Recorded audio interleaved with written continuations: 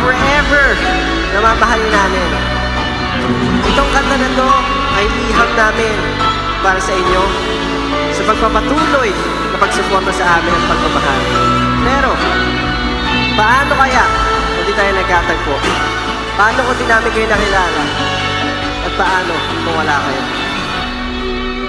Abra! Maraming salamat po sa pagpunta ngayon. At syempre ang aming mga 18 na forever na mamahalin namin. Itong kanta na to ay liham namin para sa inyo sa pagpapatuloy na pagsuporta sa amin at pagmamahal. Pero, paano kaya kung di tayo nagkatagpo? Paano kung di namin kayo nakilala? At paano kung wala kayo?